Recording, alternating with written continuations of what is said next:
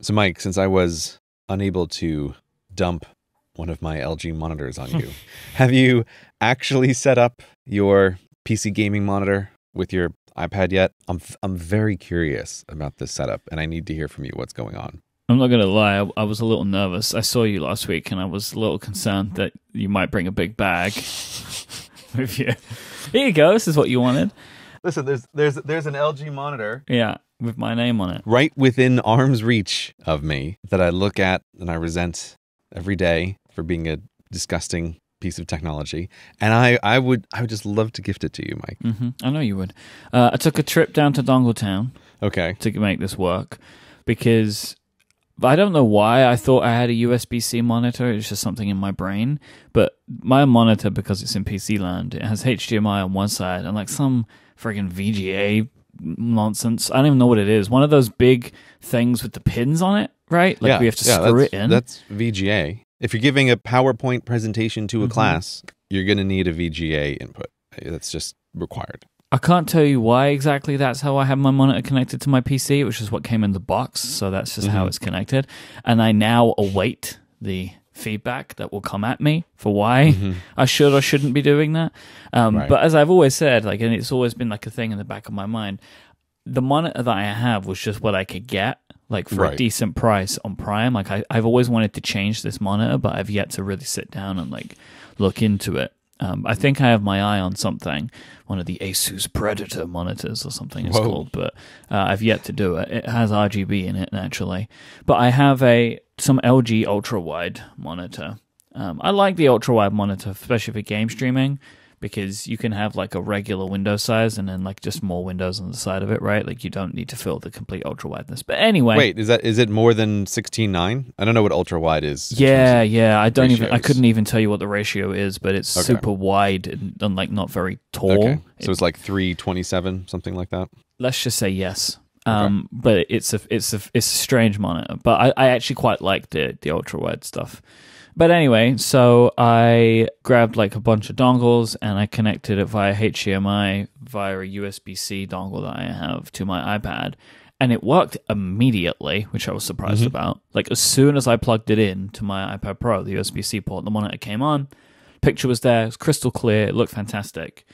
And just like when I used the mouse on my iPad with iPadOS 13 for the first time a few weeks ago, it felt kind of strange at first, like something was fundamentally broken in what I was doing because it's not normal, but it totally works. Like it works perfectly. My main frustration is you have to leave the iPad on. Oh. You can't turn the iPad off because that just turns the screen off. And when the screen's off, the connection's gone. Okay, so when you lock your iPad, you're just locking the computer. You lock it in the computer. You don't see anything. All it's doing is mirroring, right? Unless you have an application that is using the second screen API, but then you need both screens. They're then showing different things. So like there is an API to allow you to show something different on a monitor and then also not be pillar boxed, right? You don't have the big black bars down the side where it's showing you the iPad resolution on the monitor. If you use the second screen API, you can actually take up more of the screen real estate. You treat it like a real monitor, but some games do this. Well, okay, I was going to say, wait a second. So this is the second screen thing. I never really thought about this, but this is like when Keynote displays something different on the projected monitor versus what you see as the presenter. Yeah, there is an API in iPadOS and iOS that will allow an app to do this. Like some of the mind mapping applications, for example, I think MindNode is the one that has it, will show something different on the monitor and you can be working on it and it will show you like a preview and an overview of the entire mind map or something. Yeah, I just never really thought of, GoodNotes does a similar thing where you can have a different version that's being projected out than what you're looking at, again, for a teacher, so you can have a different thing that the students are seeing versus what you were seeing. I never really thought about that as a mode, but I guess now it does matter that some apps can do this if you're using an external monitor as a computer monitor. So there are advantages and disadvantages depending on how you want to use it, right? Because then, you could in theory then just put the iPad like on a stand in front of you and then you have two screens and they're showing different things. But if you're just using it regularly, it's just going to mirror, which makes it like any mirroring, right? Like if you've ever plugged a laptop into a TV, if you close the laptop, it kills the connection, right? Because the laptop's not on anymore unless you like hack around it a little bit. But so, what I would do is just turn the brightness all the way down. It's less distracting. Put the iPad in a stand or whatever, and then just let it go. Let it do its thing. You need a wedding veil for the iPad, so you can lift it up when you want to use the second screen, and then you can pull it down for when you don't want to see the mirrored screen because it's just distractingly pointless. Yeah, so it'd be a black wedding veil. iPad wasn't pure on that wedding day. No, oh my God. I can see the benefits of this for me from like an accessibility standpoint. In the same way, same thing as the mouse, right? Like it is not elegant, but it is incredibly functional. So I can have a bigger screen if I want it, right? So they're pillow box, right? Which I said. Like, so pillow box is like it's like letterboxing. So you watch a movie, you got like black bars at the top and the bottom. This is the same, but they're on the sides because the iPad screen is kind of the resolution more rectangular than typical screens tend to be. Right. It's not ultra wide. It's not ultra wide, that's for sure. So it looked kind of hilarious on the ultra wide. It like just filled the middle portion of the screen, and there's these massive black bars, like about the same width of the iPad on either side. But I can position it in much more flexibly. I can put it wherever I want from a height perspective. I can have it further away from me if I wanted to. And if I'm going to be using a mouse a lot, which I think I am, this would totally work for me. So I'm thinking about it more seriously now that I would want to use a nice big monitor for my iPad setup, especially the more I'm using it with a mouse. I think it just makes sense really in a way. Yeah, this seems to me like it's just obviously your future working setup for everything that can be done this way. Okay, here's a strange question. The mouse, if you have an iPad app where you've lifted the iPad veil, and so you're looking at two different screens, can the mouse move between the two screens? In those situations, you can't interact with what's being shown on the second screen, I think. Okay, so the second screen is presentation only. Yeah, right. I think it's presentation only. And like things that you do on the iPad would reflect on the top screen, but I don't think it treats it like, because it couldn't, right? Because you can't touch the external display. Right. What I'm trying to get thinking here is like, is there a way that you could get like a different app on that second screen? I wonder if in the future we're going to have dual monitor support for iPad OS. I think it is, right? Because there's that Project Sidecar thing, right? Like I think they're building some of the blocks in place, which is where you can use your iPad as like a second display for a Mac, where you can take a Mac window and send it to the iPad.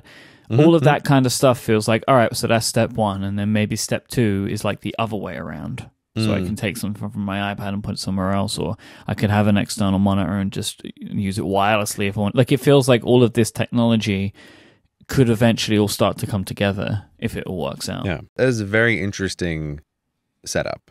But I think this is how you're using a computer in the future. It is probably the most Cortex setup of all time. It is incredibly hacky, pointless for most people, but would be really useful for people just like me and you.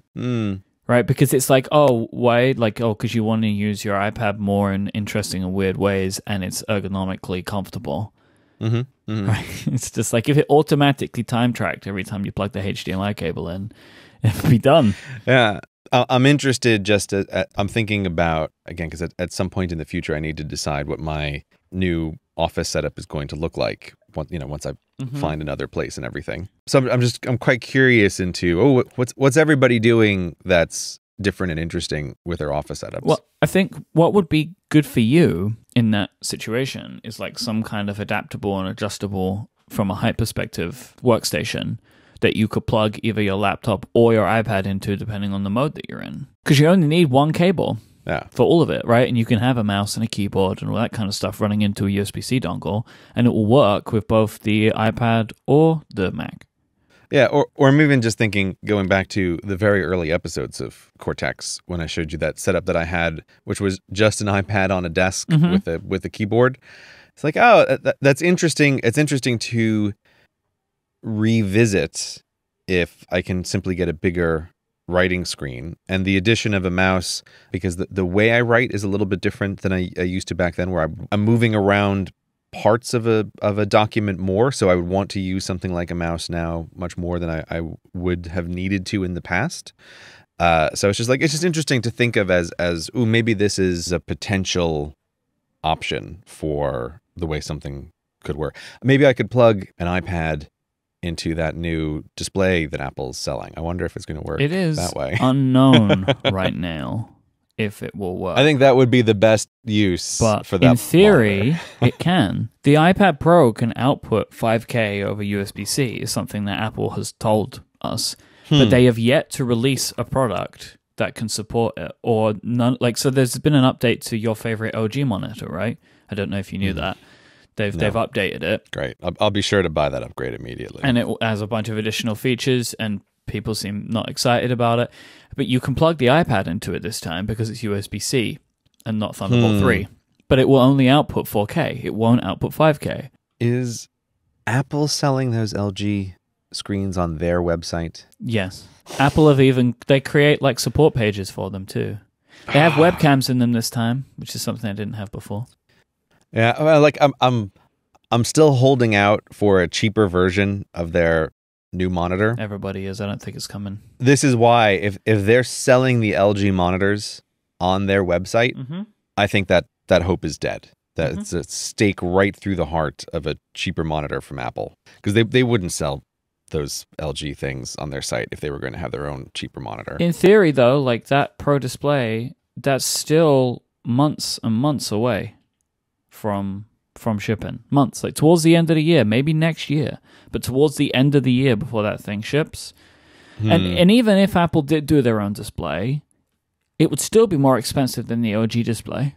Okay, you're giving me a little bit of hope, Myke. You give me a little bit of hope. I don't know if I think that they will do it. I think that they should do it.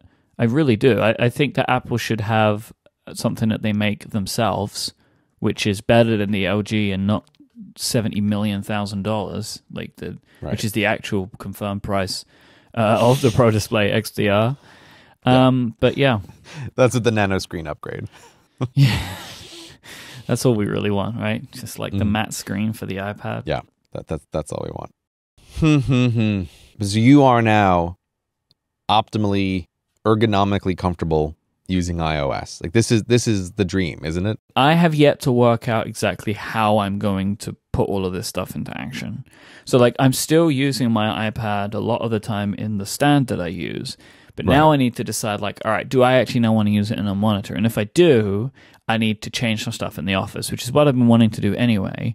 But that might mean, for example, all right, maybe I get a good monitor and put it on an arm, which I can move up and down, right? And then, and kind of like, and put it all on the PC desk and have that all work together. But I just haven't worked out exactly how I want that stuff to look yet. But I do now have a better understanding of the building blocks that are available to me. I have an LG monitor with an arm, an arm that you can clamp onto the desk. I can throw that in. I'm sure you do. Yeah, I have no doubt that you do. But I also want to get like the best gaming monitor, or a better gaming monitor, which that thing it probably is not.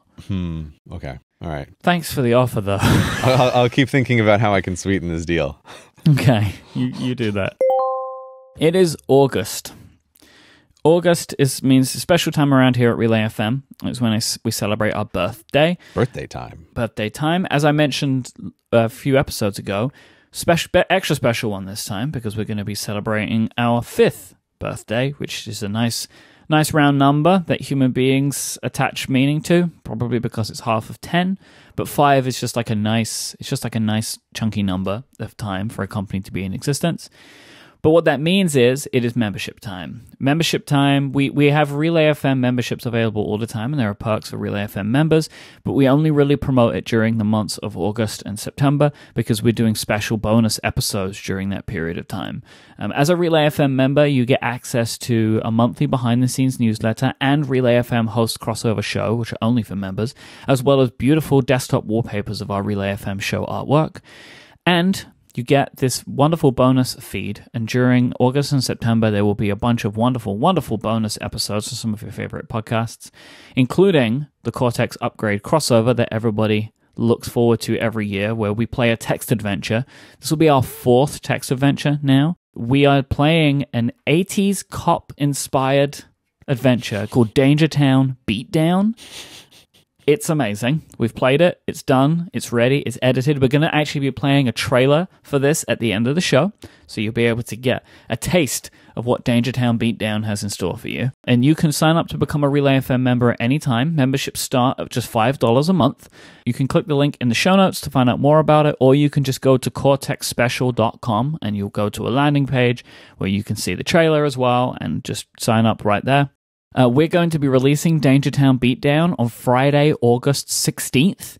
So you can sign up to become a member at any point before, and you'll get it on the 16th. If you sign up anytime after, you can get that, plus the entire history of all of the specials that we've ever done with Relay FM. So you can go back and listen to our text adventures. You can go back and listen to a bunch of things that have come out from Relay FM shows. So there's $5 a month. You can also go to relay.fm/membership if you want to find out more. But just check the links in the show notes, and you'll be able to get that. I just listened to the final edit of Dangertown Beatdown this morning. Beatdown. While I was at the gym, gym time, not a pleasant time. But you know what makes it much better? Listening to a text adventure. Mm-hmm. And as always, Myke puts in an inhuman amount of effort into creating the soundscape of the environments that we're in and editing it very nicely. So like even as the person who participated in the recording itself and knows what happens, it's great to listen to the version that Myke finalizes. And it's like, oh, now the world truly comes alive. And it's a really fun episode that we did this year. So yes, you should definitely go check it out at cortexspecial.com. Get that member episode, get all the member episodes, listen to Myke and I be total idiots, not able to figure out the most simple of puzzles. And a good time is had by all, except perhaps the eternally patient Snellotron, who has to deal with us. So far, up to where we are, it has been 10 hours of editing so far. So like the first draft is done. There's still a bit more to be done, but it's taken 10 hours so far. But they are my favorite 10 hours I will spend editing for the entire year. I absolutely adore putting these things together. It's just like such a fun experience for me to build these like audio worlds. Like I really put a lot of thought into where everything is and how it's placed, and it's a really fun exercise. And so yeah, you can go and check that out on all of our previous ones as well. And if you are a Relay FM member, or you become a Relay FM member and support this show or any show at Relay FM, you'll get all the same perks. But I just want you to know that I really, really, really appreciate that. So thank you so much. Yeah, thank you very much, members. Now for the trailer. Oh, no, we're going to play it at the end. Do you want to play it now? Oh, we can play it now, or we play it at the end. No. Make them wait until the end, Myke. Yeah, make them wait until the end. Okay, my mistake. Okay. Should we do some hashtag Ask Cortex questions? Let's. All right, let's start off with a question from Leafy. Leafy would like to know, do you use or play with any fidget toys or gadgets while working, thinking, or writing scripts? You seem like a fidgeter, Myke. Oh, I am. Oh, boy. So I want to give you a rundown. This is stuff that I do whilst recording. This isn't like I'm doing this all the time. Okay. So right now I have a pad in front of me and a bunch of pens. And so I'll be sitting there and doodling. I do this the most during Cortex because we record for a long time, and I try and get rid of all distractions. So I will play with some pens. You remember I used to do coloring when we record, similar kind of deal. I don't think this counts as a fidget, though. I'm not done. This is okay. This is just part one. Okay, we're just setting the stage. Yes. So I have various things on my desk that I will fidget with. One at the moment is like a broken piece of a pen. Okay. I have like this part of a fountain pen that's broken in half, and I pick that up and just roll it around in my hands a lot. I don't know why. I have a metal fidget spinner. Mm-hmm. which I'll spin for you now, but you don't really Okay. get anything from that. But like I'm spinning it now. I just dropped it, so I have to edit out a lot of me dropping things. Okay. This is something that I have to deal with a lot. I have a Relay FM challenge coin, which is available to buy. I'll put a link in the show notes if you're interested. That challenge coin is very chunky. I imagine if chunky you drop coin. it, it's quite loud to edit out. That is one of the louder things that I have to edit out. I have those SIM removal tools? You mean the little like paperclip kind of thing? Yeah. I have one of those with like a keyring tied to it, which is it's like one of those string keyring things, and like a little charm. You might have seen these people put them on their phones and stuff. And it's of the hammer. I don't know what this is, but it sounds exactly. disgusting. I don't know why you'd think that, but it's of the hammer that Ramona uses in Scott Pilgrim. That's number one. I have a couple of badges, just like enamel badges, and I also have the fidget cube. Okay, and all of this stuff is just piled around you while you're recording shows? Not piled, it's just lovingly placed on the desk. In a semicircle? Oh, I also have a tungsten cylinder that I try not to play around with, because if I drop this, I would 100% break something, including myself. But that's another thing that I have on the desk. Okay. I have lots of stuff because I need to focus. and these are the things that help me focus. I guess I've always imagined you just calmly, pensively coloring while we're recording the shows. Just, filling in the wings of a butterfly or whatever it is you do. Doodling. There's a lot of doodling. Okay. I didn't really think about it as there's a semicircle of objects around you that you're rotating between picking up and putting down for your fidgeting. Mm-hmm. And then editing out the inevitable sounds of me dropping them. Right. Whatever works for you. There's no judgment here, but there's just much more than I was expecting. There's much more than I was expecting. I'm going to guess you have nothing. Well, there's the thing that doesn't count, which is when I'm working on a script, I do find it helpful to pace. But I don't think that counts as a sort of fidget. That's just, it's like a helpful way to think. Mm-hmm. In general, no. Like, I don't own anything that's specifically for fidgeting. But particularly in situations where I'm talking to people, like sometimes on the podcast, but very often in real life, I will fidget a lot with the buttons on the phone, particularly the mute switch or the silence ring switch, because flipping that back and forth gives you the happy little tactile feedback, both in terms of the switch itself and the phone vibrates slightly. And so sometimes when I'm talking to someone, I will find myself flipping that switch back and forth, or the thing that I have trained myself out of after Apple introduced that feature where if you press the one button 5 times, it lets off the emergency and starts calling the police, which, again, I didn't quite realize how often I'm doing that while recording a podcast. It's just like pressing that button. But that's a habit I trained myself out of relatively quickly because, boys, that's some negative feedback. Yes. Of press this button 5 times and there's a terrifying alarm. SWAT team bursts through the window. So in general, I don't, but I'm not completely free of this sort of thing. And yeah, if I'm talking to someone, I think I will fidget with the buttons on the phone sometimes, but that's just about it. I don't feel like I need to have a dedicated rainbow of fidgeting options before me. This episode of Cortex is brought to you in part by HelloFresh, the meal kit delivery service that shops, plans, and delivers step-by-step recipes with pre-measured ingredients so you can just cook, eat, and enjoy. HelloFresh makes conquering the kitchen a reality with deliciously simple recipes. They have fresh, pre-measured ingredients and easy-to-follow 6-step pictured recipe cards, all delivered to your door every week in a special insulated box. All HelloFresh meals come together in 30 minutes maximum, call for less than 2 pots and pans, and require minimal cleanup. There are 3 plans to choose from: the classic, the veggie, and the family plan, and you can switch between them whenever your tastes or needs change. Let me tell you, quite frankly, HelloFresh helped me cook. I believe that cooking is one of the simple pleasures and joys that we can have in our lives, and I was terrible at it. I had no idea what I was doing, and I was scared of everything. And having so many of the frustrating parts or the difficult parts taken away from me, so like being able to choose from a selection of recipes, so I wasn't completely overburdened by choice, having all of the ingredients pre-measured and weighed out for me meant that I didn't have to worry about getting something wrong, and having simple recipe cards that were written in a way that I can understand, it meant that I could learn kind of passively a lot of the skills that I needed, that then I would be able to cook so many different things. I am a huge fan of HelloFresh. For $80 off your first month of HelloFresh, go to hellofresh.com/Cortex80 and enter the code Cortex80. That's just like receiving 8 meals for free. Go to hellofresh.com/Cortex80, that's Cortex80, and use the promo code Cortex80, that's Cortex80 at checkout. Our thanks to HelloFresh for their support of this show and all of Relay FM. Lloyd wants to know, how often do you drop your phones? I mean, I guess we should really ask how often you drop your fidget toys. Seems all like the time. I drop my phone about constantly. as much. I drop my phone so much. I don't know what's happened with this specific phone, but like I have loads of scratches on my screen. Mm-hmm. Like I don't drop this phone more than I've dropped any other phone, but the iPhone XS Max seems to scratch more easily than any of the other iPhones that I've had.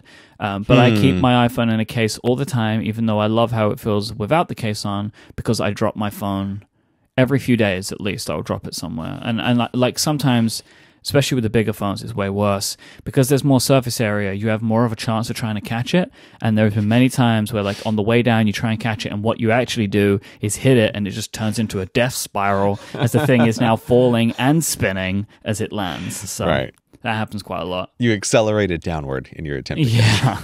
This is why I have more scratches on my phone. But it seems like I'm not dropping it any more or any less dramatically, but this one is scratching more easily. Yeah, I don't know. I feel like I drop it a normal amount, which is not a lot. Which means you do, right? It happens. I totally drop it. But this is also I am not and never have been really precious with my electronics. I always feel like these are tools to be used. They're not pieces of artwork to be displayed in a museum. So I don't really care about scratches on a device, on the laptops or on any of these things. So I'm not overly precious about it. Although this morning I think I had what was a sort of hilariously dramatic drop because while I was listening to our members episode, I happened to be using one of those stair machines that has a fake staircase that you can walk on at the gym. And I picked up the phone to make a note for you about an edit in that episode. And this day, I didn't happen to have the phone in a case. So slipperiness is multiplied by 20,000%. And dropped it. And not only, of course, do I just drop it straight down, but I'm dropping it on a staircase that's moving. So at the gym, it goes clunk, clunk, clunk, hits 3 stairs on the way down. The stairs are going up, so they give it an extra nice little smack before it falls off the back and bam, right down face first on the floor. So I was like, oh, sorry, little buddy.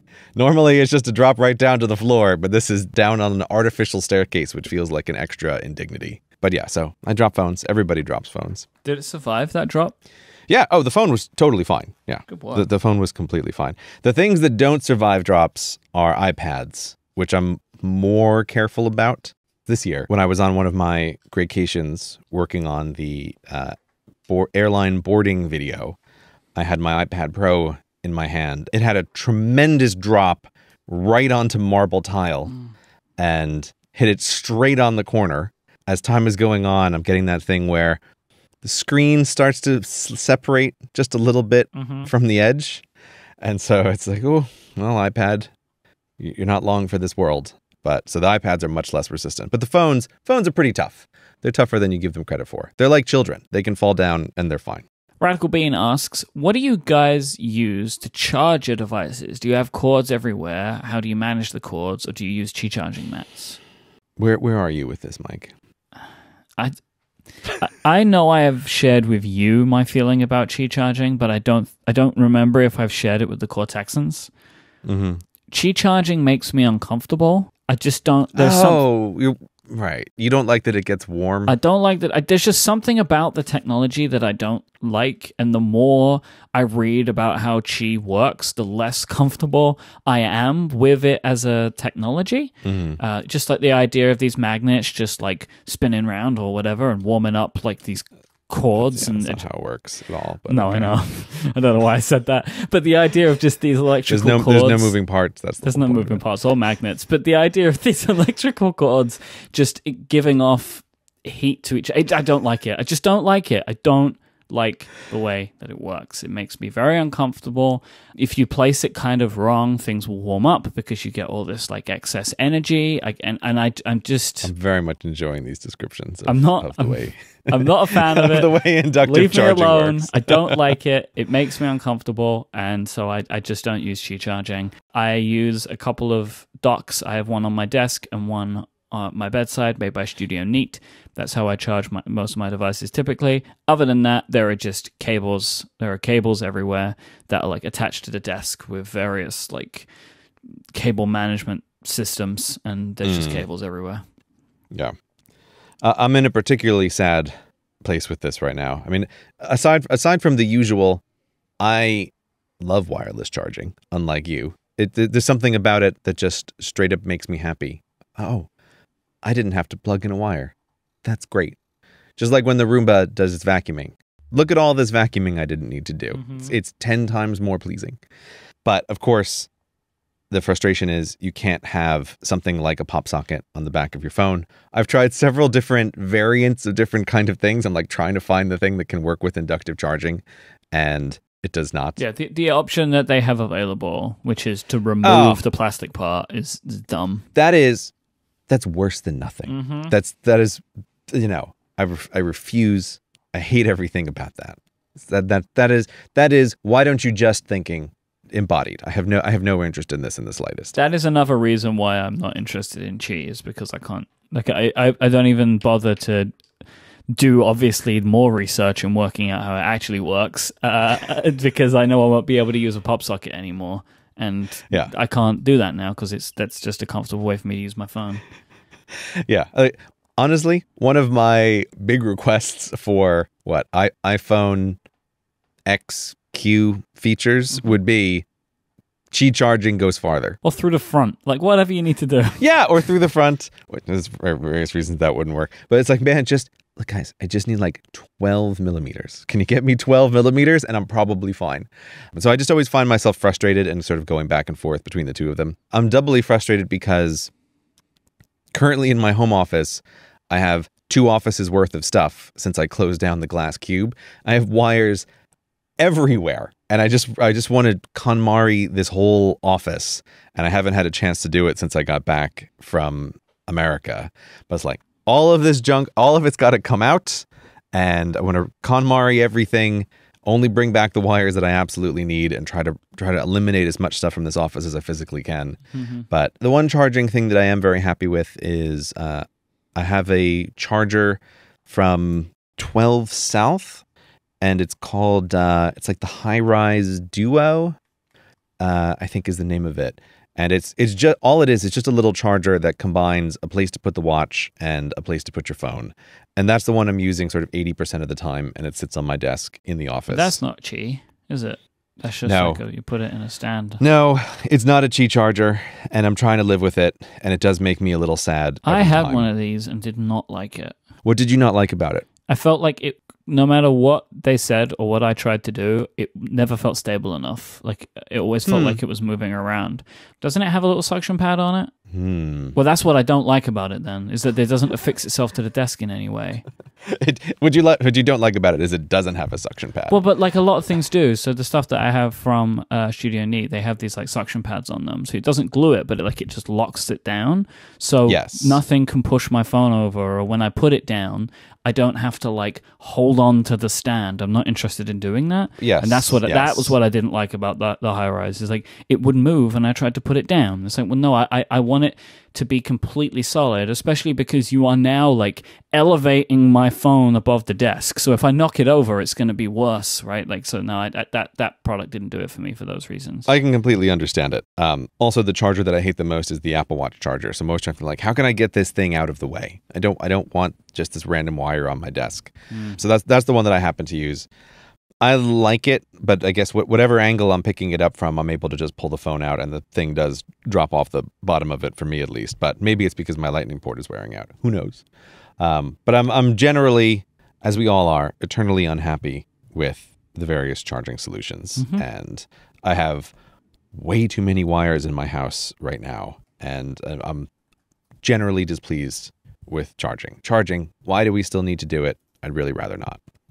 Ryan wants to know, what is your favorite iPad note-taking app right now? In terms of, I guess in terms of notes. I'm assuming like handwritten stuff, because why else would you say iPad? Oh yeah, okay, that's what sort of throw me off there. Right, that would be my assumption. Yeah. I was thinking I have given up and moved to Notes for note stuff. There's no giving up. Apple's Notes app is really good. It is really good. There's a few features that it's missing that I find somewhat annoying, but it's very solid with syncing and just having stuff be there. And I appreciate how omnivorous it is, that you can throw almost anything at it, and Notes will, at worst, it'll create one of those funny little links where you can just click on something and then it'll take you to where you're supposed to go. So it is pretty good. And I use that for a bunch of stuff. But no, I love GoodNotes. That's the one that I use for anything that's handwritten. That's the one that works best for me. I still wish they would add in audio recording the way Notability will do. But aside from that, that's still the one that I use for everything, and I really like it. And Notability is my favorite. I like that application a lot. I don't know why this is one of the things that we have a very clear divide about and always have done, but Notability is the one for me. I like something that it added recently, which came into great effect when I was drawing the map for our text adventure, was it can automatically recognize shapes. So I could draw a crude square, just hold, so like when I finished the square, just hold for a second and it would just pop into a shape for me. So that was very useful. GoodNotes does do something like that as well. But yes. I'm sure it does. These applications do basically the exact same things, that they tend to just have one or two things that's different, and then it's just your own preference as to which one you like the most. Yeah, or I think from talking to many people, it's often just a preference about, because they're each using custom engines for the handwriting recognition. Yep. And so this can also just be a thing of, oh, I like the way this one does the handwriting recognition for me personally better than the other one.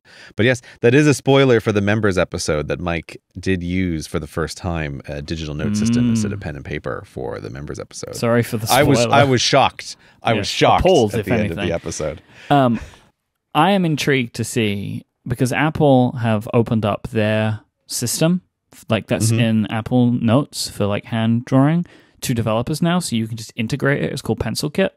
And I'm wondering if any of the developers of these applications will abandon their own engines for it. Oh, I thought that was always the case. Well, you'd think it's your competitive advantage, right? That you have your own engine. But now Apple will just give you all the tools if you want to use it, which they didn't do before. There were APIs that you could use to help with the rendering from the Apple Pencil, but now you can straight up just use the exact tool set that exists in Notes in any application if it integrates it. I wouldn't be surprised if developers just take that on board. I mean, I imagine it must be an enormous headache to maintain your own engine like that for the handwriting stuff. But again, if it's, like you say, part of your core advantage, it does allow you to do more stuff. But as a good comparison, our friend Marco, who does Overcast, like he does all of the audio stuff. He's not using Apple's built-in things, and that allows him to do very different ththings than other podcast players can do. He's building on top of that in some interesting ways. He's not just using what they give. Yeah. I'll be curious to see what happens. Yeah, I'd always thought that they could use the handwriting stuff, but I guess not. There was like a part of it that you could use, but you still had to build your own tools. Like it was the recognition you could take advantage of, I think. I'll have to test out how the handwriting stuff works in Apple Notes then and see how I feel about that. Good. It's very good. Like the latency is unbelievable now. It's funny that there's one of those features that I remember they promoted at WWDC a few years ago, which is the hold your pencil against the screen and you can start writing a note immediately thing. Yeah, I never used that. And it's funny because I think about that too. It's like that seems like a feature that I should use all the time, and it never occurs to me to use that. No. I never do, even though that seems like it would be the world's most useful thing. And I remember thinking that's amazing when I saw it demoed, and I've probably used it 3 or 4 times just to try it out, and it just never occurs to me to do. This episode of Cortex is brought to you by Away. You know Away. They're the company that creates thoughtful products designed to change how you see the world. And it all started with their perfect suitcase. Their original suitcase, which they did send me and I quite like, is a lightweight, durable suitcase that's made to last for a lifetime of travel. And when Away sends you your suitcase, they're so confident in that they have a 100-day trial that lets you take their suitcase with you on the road for 100 days to try it out, to make sure that you absolutely love it, which you will. They are very confident you're going to like that suitcase.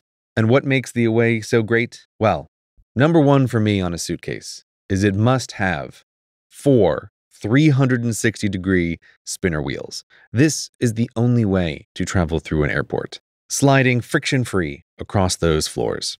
Now, for any traveler, especially a long-term traveler, laundry is something that you just have to deal with, and keeping it separate from your clean clothes is vital.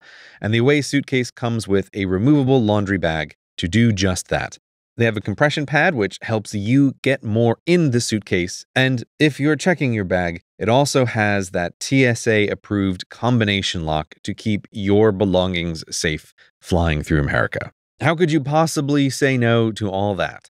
Visit awaytravel.com/Cortex2019 and use promo code Cortex2019 to get $20 off a suitcase. Again, you can try this suitcase for 100 days and travel with it. So you have no reason not to give it a shot. Plus, it comes with free shipping to the US, Europe, and Australia.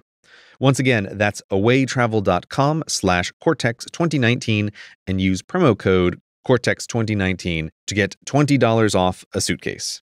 Thanks so much to Away for their support of this show and all of Relay FM.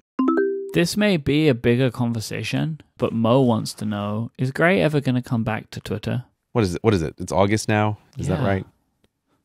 I guess it's almost a year that I've been away, because I went away in September. What are you laughing at? Away. I went to the Away.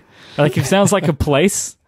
In a way, it's like, I went, away, like wink, wink. It does feel like going away. It's like, oh, there's all these people in this room talking.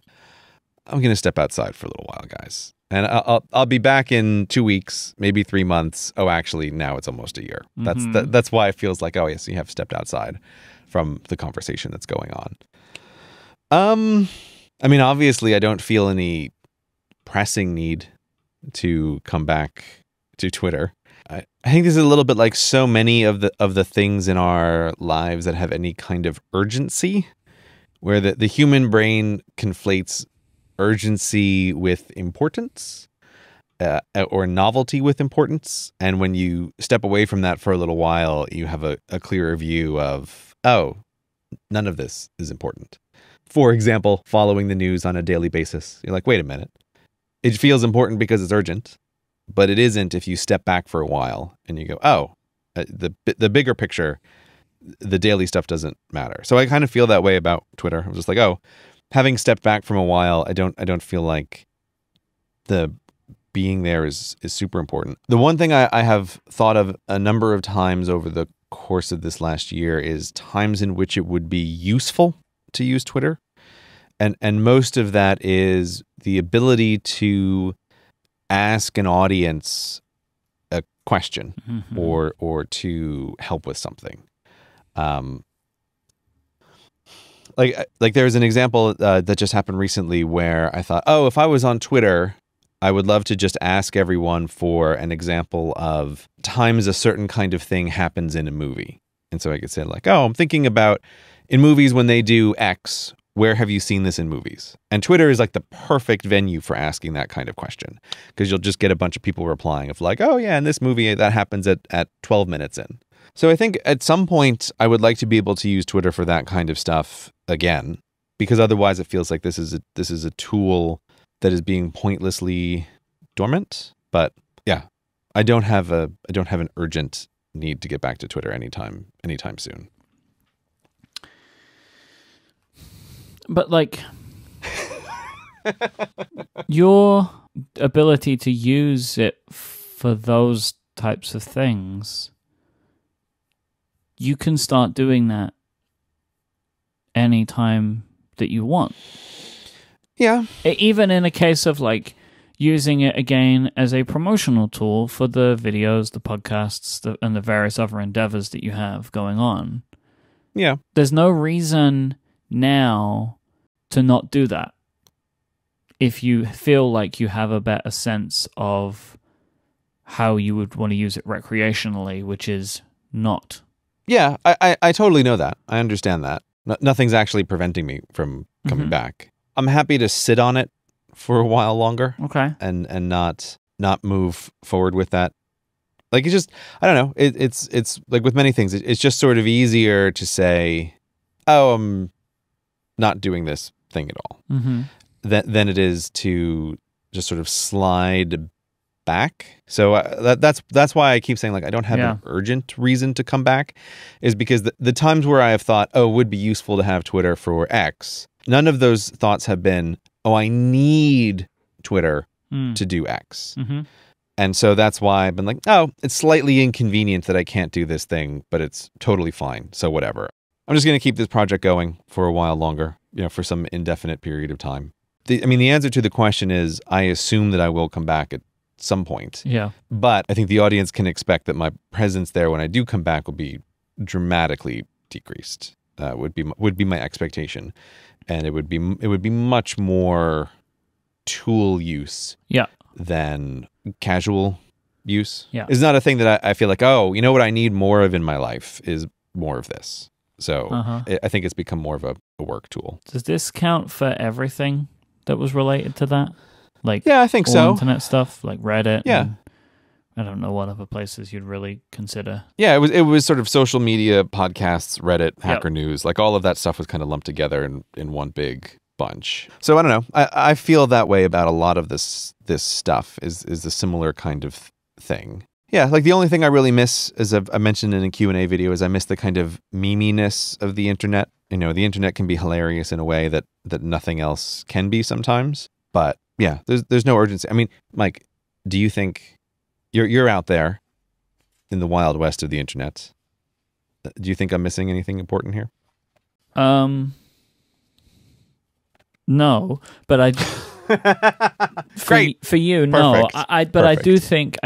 I do think you are missing out on some ways to promote the work that you're doing, and I know that you are mostly okay with where everything is, but they are valid tools, and you saw use in them before, but now you're not doing that, and I think that it would be worthwhile to reinvestigate that part again. Yeah, that's the part that's the clearest win. That was the reason to start in the first place, and there is validity in it. Yeah, well, it also it made me think of back in ye olden days of when I started to use Twitter. A lot of it was much more, asking the audience for help kind of stuff, and then it turns into, hey, I've just made a new thing. You can see it here.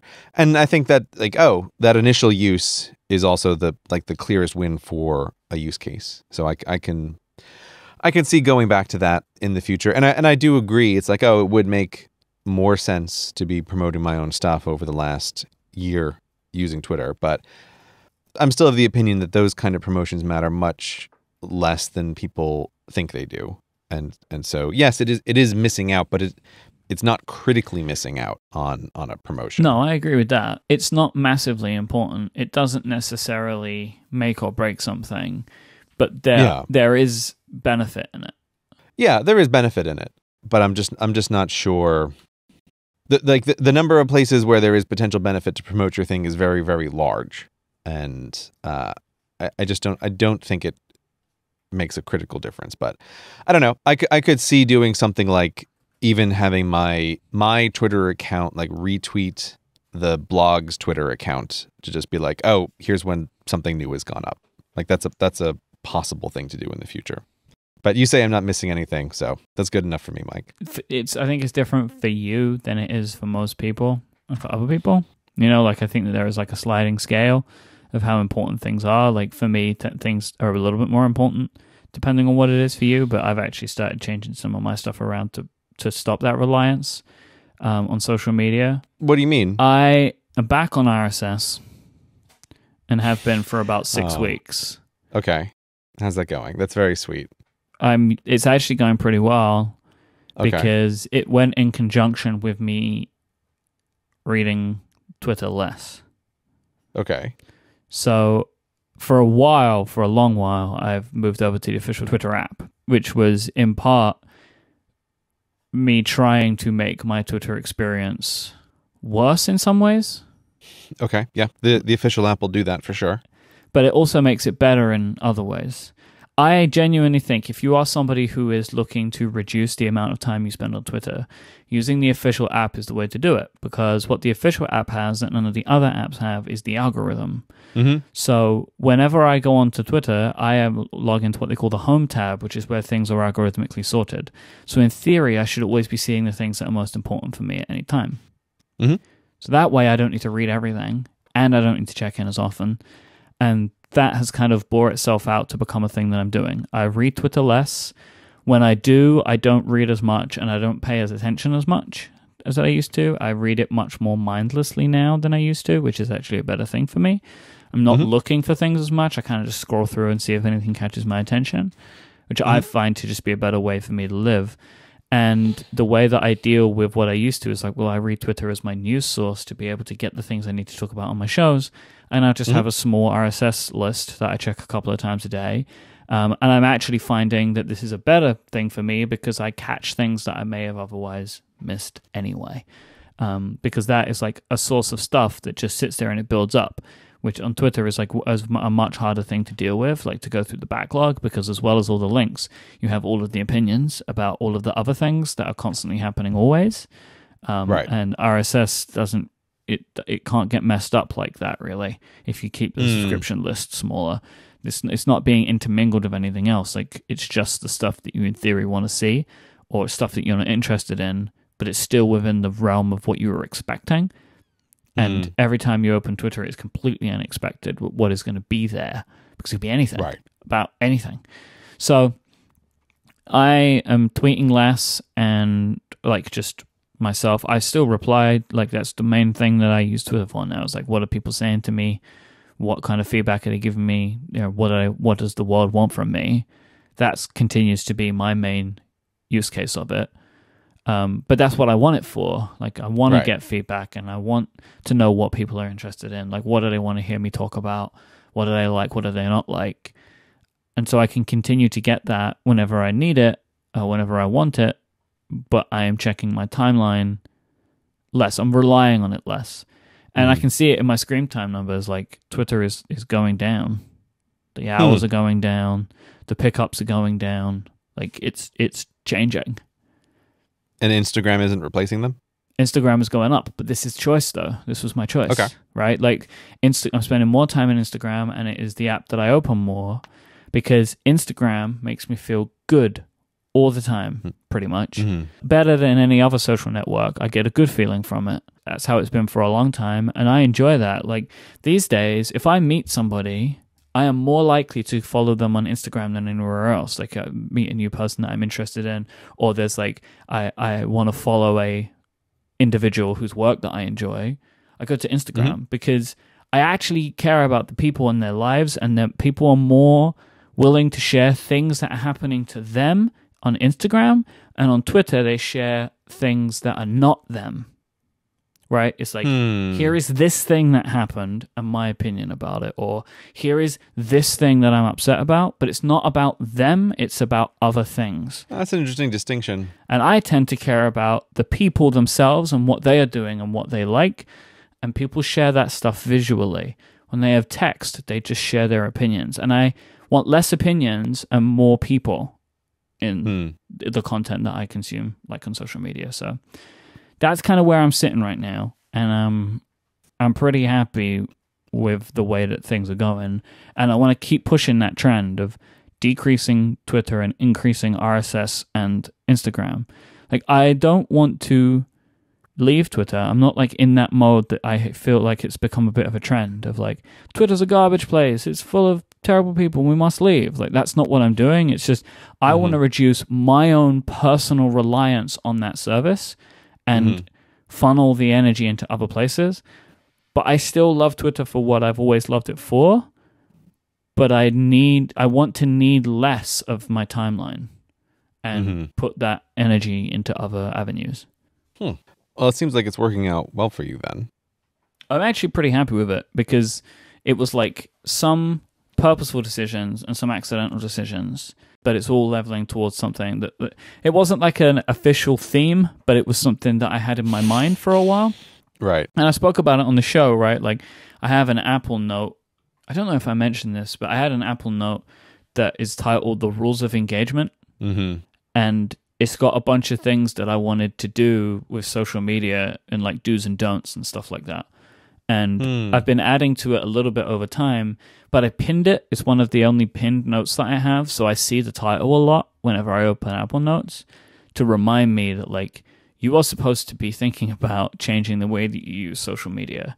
And I think that it's been helpful to have that reminder. Like imagine if I wrote the rules of engagement on a Post-it note and put it on my computer monitor, right? It's kind of had that effect on me. Yeah, that's interesting. It's interesting that you write it down explicitly because everyone who has any kind of professional appearance on the internet as a public person, you have to learn and sort out what your own rules of engagement are. There are a few things that I have in my head about like, oh, internet rules of engagement, like try to stick to these things, but I've never written them down explicitly. And it's interesting that you've not only written them down explicitly, but you also have it at the top. So it's brought to your mind more frequently. Yeah, they're not all in there. Like, there are a bunch of headings that should have bullet points in them that don't. But, you know, it was more like I had a few interactions over the space of a couple of days, months ago, and they were interactions that I was unhappy with. And so it made me realize that I needed to change the way that I was using some of this stuff. And so I just spent some time thinking about it, and I think I've come out of it in a much better position than I did before. I'm glad to hear that. Next up from All the Pretty Colors, how important is an awesome name for your motivation on a project? It doesn't need to be awesome, but it needs to be fitting. I think that's the way I think about code names for projects. They need to fit. They don't necessarily need to be awesome. You could have awesome fatigue if you have too many projects with awesome code names. I'm not really a project name person. I like the way that you do that, right? That you have like a project and you'll give it a name, right? Like Project Golem or whatever. Like, I like those names. Yeah. They're fun. So my co-founder Steven, whenever we have a big project that we're working on together, he likes to do this. So like he likes the way that you do this. So he comes up with names for these like work projects and stuff. But I don't really work like that. Like, the way that I use projects in my to-do system, they are kind of non-flexible. Like, if I was coming up with something new, it would most likely be put into a existing project that I already have. What I like with names is like the kind of thing that I just mentioned, right? They're like, it's theme based. So like, I like good names for themes. So something like the Rules of Engagement, I was pretty happy with that name, and I like it, and it stuck in my head. It's a great name for that. Thank you. Like my yearly theme names, right? Like I've already worked out a couple of themes for next year, and I have some interesting names for them, but I also like my 2019 names, Stabilization and Diversification. Like, I like them. I like the way that they are solely. I like the way that they interplay. That kind of stuff. So I like giving names to stuff, but I just don't. My brain doesn't work on these like, I'm doing this project for this amount of time and I'm going to give it a name. Like, it's not really how I organize my system. It's like, you know, like mine are like sponsors, preparation, editing, personal, like Cortex. Right, those are my project names. I don't come up with these like short names for projects. I'm more likely to create a to-do and list some stuff underneath it, and it be pretty factual about what it is that I'm doing, as opposed to coming up with something fun. Yeah, I think the thing about a code name is they tend to be more useful for long-term projects that also have the possibility of changing scope or direction. So I think about, like, that's why I tend to give all of the video projects code names, because it is not unusual that by the time we get to the end of a thing, the idea of what it is, it would never have been called what it was originally called. Yeah, so that's why I don't put titles, because I also don't want to get stuck on a title as like, oh, this has to be the name for the thing. And it allows some continuity for thinking about the project that is separate from the goals at any particular moment of that project. So I think maybe that's also partly the difference is, like, I'll have something that lives in my system maybe like with Project Ursus, for 2 years before it finally becomes driving a Tesla across the loneliest road. Then that makes sense to have it exist as this thing. I think my work just doesn't really lend itself to this in the same way. You have more ongoing things. Everything is constant always, right? Like, I don't have things that... Whoops. Oh, God, that sounds so brutal. Everything is constant I don't have things that, like, they're going to come to an end very much. Yes. Right? Like, so there kind of isn't... It doesn't make sense to me to come up with this name in that way. And I also haven't got... I very rarely... especially over the last couple of years, have had anything new that I was working on by design. So I haven't, like, I could imagine giving something like this and like a code name as it's being conceived before it becomes the thing that it is, and then is ongoing, right? Like, projects that I work on, they are like, oh, okay, I'm doing all the setup work for something, and then it's a thing that continues, right? Because that's just the nature of my work. Right, where it's not like with your work, it's like the overall thing continues as I'm making videos, but that video project ends and then you move on to a completely different thing. And I don't really, my work doesn't really format itself in that way. Yeah, code names lend themselves to launches, and it just so happens that my YouTube channel, the videos have nothing to do with each other, and so they can be treated like individual things. They're all like these like standalone little projects. Right? Whereas I would think you were crazy if you wanted to code name each episode of Cortex. It's like, this is not right. Yes, each episode launches. But it already has a code name. The code name is the number, right? Like, that's the number, because we don't ever, and then we come up with a title, right, afterwards. Yeah. But yeah, it would be crazy if I just came up with like an inventive, and they wouldn't be inventive by the end of it, code name for every episode. That would make no sense. Yeah. But so anyone out there who's thinking about code names for the projects, if this pulls on your mind at all, I would just run with it and be like, yeah, let me give my projects code names, because it can just, having a fun code name or a code name that feels like, oh, this is very fitting to the theme of the project. It's just something that helps move the work along a little bit. Can the code name affect your feelings towards a project? It wouldn't for me. Okay. I could imagine that it could for people. Like Project Golem, my aborted, but perhaps Phoenix-like project at some point. Like that, I don't have bad feelings about that because it didn't work out. And I know it sounds scary to you, Myke, but the important thing about a project name is that it's very fitting. And say word ever to be revealed, it should be satisfying to the listener of, oh, that's why it was named this thing. Like, it should feel like it should fit. But so I don't feel that way. But then if you do, that also just helps you contain the feelings to whatever that thing is. It's like, oh, that was the dark time on Project whatever. That was Project Longhorn, and it didn't turn out the way we hoped, and now that whole thing is just gone, right? Like, you can quarantine it. Oh, Longhorn. I'm still resented that we never got that big clock. Today's show is brought to you by Warby Parker, quality eyewear at a fraction of the usual price. Warby Parker was founded by 4 friends with a rebellious spirit and a lofty goal to create boutique quality eyewear at a revolutionary price point. Warby Parker makes sure that glasses do not cost more than your smartphone. They allow you to buy your glasses online, and they make it super easy with their free home try-on program. You can order 5 pairs of glasses and try them on for 5 days with no obligation to buy. Shipping shipping is free and includes a prepaid return shipping label as well. Go to warbyparker.com/Cortex and you can order your free home try-ons today. Warby Parker glasses start at just $95, including prescription lenses that all have anti-glare and anti-scratch coatings. You can also get blue light filtering lenses now. This is something that Warby Parker's doing, so you don't have to worry about blue light from your screens disturbing your sleep if that's something that's important to you. Home try-on is amazing. Being able to have some frames sent to your home, you select the ones that you're interested in. You can then try them on. You can try them on with different clothes, and you can show your friends and family. You can take pictures, post them on social media. So easy. So you can get the opinions of the people that you care about before you make that all-important decision. I have been wearing Warby Parker frames for months now. I am a huge fan of the frames that I have. I'd been searching for a long time to get some that looked the way that these do, and I couldn't find anything that I was happy with. Warby Parker made it so easy, and then I ended up with the frames that I love at the end of it.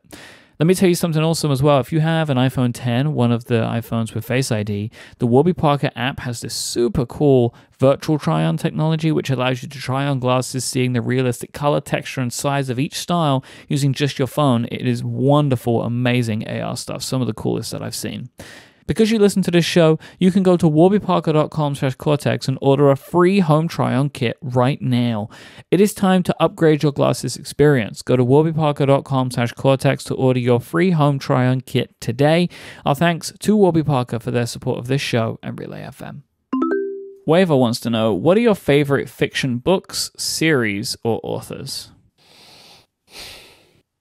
I don't have any. What? Is that a joke? No. That's not. What about the Lord of the Rings? Yeah, and see that this is the thing. Everybody goes, "Oh, you must totally love Lord of the Rings." Did you not make 2 videos? And you on constantly make references to it that I don't understand. Yeah, but references are just fun, right? That's that's a different thing. Also, I don't think I constantly make references to it. They occasionally come up. Well, it's one of those things where it feels constant to me because people point out the things that I miss all the time. Like you say a thing and it's like, oh, Mike missed the Lord of the Rings reference again. Right, because everyone also knows that if you don't acknowledge the reference, you cannot possibly have caught it on a podcast. But the thing is though, if it is a Lord of the Rings one, I 100% did not get it. Right? Maybe there's a couple of them like that shall not pass or whatever. I get that one. Right, yeah. And it's My Precious and all that nonsense. Right, yes. Yeah, but also, listeners, sometimes you're recording a podcast. The important thing is flow and stopping the other person to be like, that's Star Trek. There it is. Right. Gotcha. No, that's no good. You can do that in real life conversations. You can't do that in podcast conversations. So just because someone doesn't acknowledge a reference, what you should feel, listener, is the satisfaction of knowing, I know what he's talking about. Mm-hmm. I know that's Microsoft, right? And you can have that as a little precious gem that you can hold and feel happy about. You don't have to tell the host, "Oh, you missed the thing. I know all about it." Right? That's not a necessary component of this. I can't tell you anyway. Right. But so no, I have no favorite fiction book series or authors. None whatsoever. Why is that? This sounds like something you're very strong about. It's not. Well, the reason it's strong is it's partly a frustration. Like I kind of wish that I did, but I have a very hard time getting into fiction books in particular. It's a very high barrier of entry. So I'm envious of people who are like, "Oh, I love the Wheel of Time series. It's my favorite ever." And there's 20,000 pages of written material in this, and it's just great. And a new book comes out, and I'm always really happy about it. And I don't have one of those things. I've been reading through the Expanse series lately. I don't know, I'm on book 4 or maybe 5. And I'm reading it and it's like, it's fine. It's fine. But my frustration is like, I actually kind of wish that I had this. Whereas the author that I've read the most of, without a doubt, has to be Stephen King. I've read the most number of his books, but I also think his books are We could say that the quality variance is quite high. Sorry, Mr. King, if you're listening. Some of the books are not very good. Guarantee you that he is not. Yeah. But if he is, Yeah. Sorry, Stephen. Some of the books are amazing. But so I can't say that he's like a favorite author of mine, because it more comes down to, oh, I really liked The Stand, and like, oh, I didn't like Cujo at all, right? Like, so it's, I don't know. I feel like it would make it much easier if I could just have an author where it's like, oh, I love everything that this person produces, but I don't. I tend to be much more individualistic about the books. I mean, you sound surprised. You must have a favorite author or series. I mean, but you don't read. I don't even know why I'm asking you. Yes. You don't. So I have a kind. You're not literate. I have a kind of answer, but it's not necessarily what people would want. But my favorite series of all time is the Scott Pilgrim comic book series. Oh, that totally counts. That counts. Yeah, that's. I think this is the closest thing I can get to counting. I absolutely love it. It was one of those things that came to me at just the right time and changed the course of my life a little bit, because it just kind of helped me realize a little bit about who I was as a person. Mm-hmm. And it's one of those things where, like, when you love something so much, you notice it in your own life in places, right? Mm-hmm. Like, there's things that have happened to me. I'm like, oh, that's just like Scott Pilgrim, and I remember them more because it's like this is a fun thing for me. Mm-hmm. I absolutely love this. I love it so much. And they just released the softcover color version of Scott Pilgrim. So it originally came out in just black and white. Mm-hmm. They then released digital versions which are colorized, hardback versions which are colorized, and paperback versions which are colorized. Mm-hmm. I thoroughly recommend, if you are going to read Scott Pilgrim, you read one of the colored versions, not the original black and white. Really? Because there are a couple of characters that are drawn quite similarly, and in the original, it is very easy to get them confused, and that will mess up the story a little bit for you. Okay. And it did for me on my first run through. I completely misunderstood a huge part of the story because I got some of the characters mixed up. So the colorized versions are better. Plus, the coloring is wonderful. It looks wonderful, and it elevates the book. I'm not a purist like that. I just sort of assumed. I know that these are important to you, so I just presumed that you must be a purist about them. No, I'm not. I'm not one of those kinds of people. Like that stuff doesn't bother me if it's done right. It was done by the original artist, right? Like, okay, that makes a big difference. That makes a big difference. And worked with the people who put the coloring on, right? Like this is not something that like the publisher just did, right? Mm-hmm. Like the Brian Lee O'Malley, who created the book, was involved in that because he wasn't a colorist.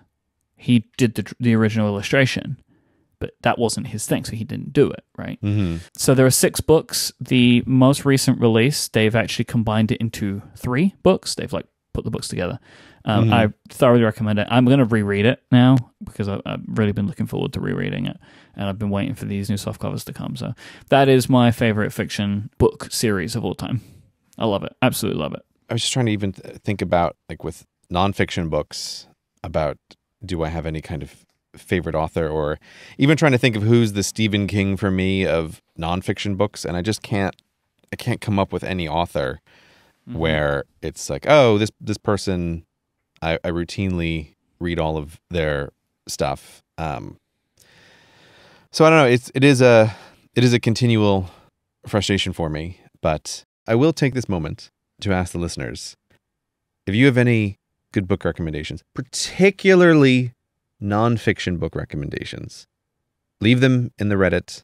I'll have my assistant pass on things that look interesting. I wondered how this was going to resolve itself, but there you go. That will work.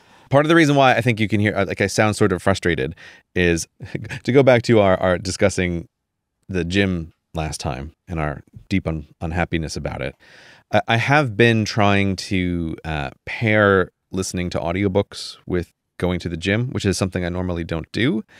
But it has also led to this thing of really burning through my list of where I've written down books that people have recommended to me, and also has made me much more aware of how shockingly picky I am about books that I want to listen to. Like the number of books I particularly nonfiction books where I give them a try and I'm like, I don't know, 10 paragraphs in, and I'm like, nope, not for me. Like, this is not going to happen, book. So I feel extra desperate for recommendations from people for books. Have you considered fiction podcasts? I will recommend The Adventure Zone. It's one of my favorite stories ever put together. There's a lot of it. Well, I mean, Myke, podcasts are off my list at the moment. I'm not against them in principle. Right, but like I feel like you are avoiding a certain type of podcast. Like you are avoiding information, right? Okay. Like, and that's how it always felt to me. Yeah, that's fair. That's fair. If it's a fictional show, it's just like an audiobook in theory. In theory, I understand that there is a lot of variance, but if the story is good and the presentation is good, couldn't that work? I feel like this is the thin end of the wedge that you're trying to shove in here to break open this door that I've had closed for a year. Your number, you are not affecting me, right? Like you not listening to podcasts. I'm merely attempting to provide you with an answer. Yeah, maybe. I mean, again, I wouldn't be opposed to it in principle. Again, especially because I grew up with radio dramas as a genre. Listen to The Adventure Zone. Just try it. I mean, it's one of those things where, like, I know you're gonna hate this, but like, you gotta go for a good, like, maybe 4 or 5 episodes for them to really find their stride. No, yeah. When people recommend that kind of, especially with fiction, if someone says you've got to give this thing a go for a certain length of time with fiction, I completely understand that. And I'm always in the position of it's TV show, but I'm always in the position of when I recommend The Wire, in the very tough sell of, okay, look, I'm going to recommend The Wire, but you have to give it a season and a half before you decide. Right, that's good then, because what I'm going to tell you is very hard sell. The Adventure Zone is broken up into effectively seasons. You have to go about a season and a half before you make your final decision. You've got me, Myke. Right? You go about a season and a half once they finish kind of the first part of the campaign and move into the second. And if you're not hooked by then I don't know if you will be. But okay. like that's when it goes from they were playing a campaign to, oh, now they're making their own complete story from scratch. And then it's like you're on that train at that point if you like it. But my thing about The Wire is it's not just that. It's you also have to watch the first episode like 3 times. Because the first 2 times you don't understand a word that anybody's saying about anything and you don't know who anybody is and no one will explain anything to you. So watch the first episode 3 times and then the whole first season of The Wire before you make a decision on it. Right, yes. But then my other thing is like, oh, yes, the next season comes around and listen, you're going to be upset. Everybody is, but you got to give it another half. You got to give another half season and then you're in. Then you'll be like everyone else and say it's your favorite show. It's wild, right? That like, how can a TV show be so critically acclaimed, so recommended, but they are that's the caveats that need to go with it. Oh, and also don't watch the final season. No, I'll disagree with don't watch the last one, but I know I'm in a minority on that one. My caveat is everything that takes place inside a school you can skip. There are 3 Godfather movies. Don't watch the last one. The first one and the second one are 2 of the best movies ever made. Don't watch the third. Yeah, but this is the way recommendations start going crazy. Okay, so listen, we've gone way off track here. Listen, people, all I'm asking for, nonfiction books, please, I'm begging you. Give me some recommendations. What do you think is good? Wait, nonfiction or fiction? I want nonfiction in particular. Okay. That's what I'm looking for. Fiction stuff, whatever. I just always know that I have a hard time, but it's the nonfiction stuff that's great. And here's the other thing. This is okay. So listeners, you're probably thinking, oh, I know a book that Gray would totally love. But what I'm looking for is books that are outside the realm of the things that you know about me. Right. So like, oh, I know I have a book on voting systems. Gray would totally love it. No, I don't want that recommendation. Like I'm looking for things that you think are interesting that I might not have come across. And so like don't think about the type of book that we would do on the Cortex Book Club. These are not for that. Oh, for the love of God, no, I don't want to I don't want to hear a single business book recommendation. So these are nonfiction books about things that people have read that they found interesting that have nothing to do with what people would normally think you'd enjoy. Yeah, like I'm just looking for what is interesting in the world. And it is like the world, Myke, the world is mostly a desert and there's only tiny pools of interestingness for us to find as humans. See you next time. Don't forget the trailer. It's 1987, and Detective Jack Slade and his partner Jetta Chang must take down a crime boss and restore law and order. This is Danger Town Beatdown. Oh, yeah! Wow. Rated mature, 16+. You're roused from sleep by neon light streaming in through your window. It's 11:58 p.m. Time to start your day. Get coffee should be the first thing to do. Should we see what's on the answering machine? A voice says, Slade, you're gonna pay for shutting down our operation. We have your partner. Bring us the tape. Come alone. Uh-oh. Open up. Let's talk. The man kicks down the door Oopsie daisies. Oh, God. and enters, blocking the exit. We did that thing again where we took too long. He places an envelope on the table. Consider this in advance to cover gas and tolls. Oh, I'm slightly confused. We were trying to be paid off. They want us out of town. Oh, Somebody okay. does. I'm so naive. I didn't know. I didn't Yeah. realize what was going on in this arrangement. The badge is a Santa Marina police detective's badge. Your badge. The gun is a loaded Beretta 92S. Your gun. You're outside a rundown apartment building. There is a strip club here. How quaint. Just like a Norman Rockwell painting. There's a bright neon sign and the words, Tiger's Den. Well, let's go to the strip club. See, that's some good detective work there, Mike. You have to inspect the strip club. Mm-hmm. All right, Back take a wallet? look at the wallet. Yeah. It contains a $100 bill and a California driver's license. Can we take that $100, Mike? No, That's not the bribe money. we don't need the money. Can we take the guy's ID? That seems like it might be useful. It doesn't really feel like stealing. That feels like evidence. Yeah, evidence. You know, it would be evidence of bribery. The bribery money itself. Yeah, that's not how that works. I don't think. Some gang members loiter outside an arcade. Gang members, okay. I think they have little hello, I'm in a gang stickers on them. Something to identify them as a gang member. Yeah, I mean, how else would you know, right? Yeah, they're color coordinated. That's how you know. They're all wearing pink. And that's how you know they're in the gang. Wave to gang members. They toss their cigarettes and head inside when they see you. Oh. Are you trying to figure out how to ask him if he's amenable to a bribe, Mike? Is that what you're doing in this moment? I'm trying to figure out if there's anything we can do other than bribe him. Ask O'Brien, can we take care of this in Fargo? I don't understand that. I thought that was like the code. I have no idea how you've gone from not understanding the concept of a bribe to rolling out what phrases like that. Why is this so I hard? don't understand. Look around the room. Bosty draws a Smith & Wesson 38 special, shoots you dead and escapes. The end. Now, I know after hearing that, you're going to want to become a Relay FM member, so click the link in the show notes or go to cortexspecial.com, sign up, and look out for the member special publishing on Friday, August 16th.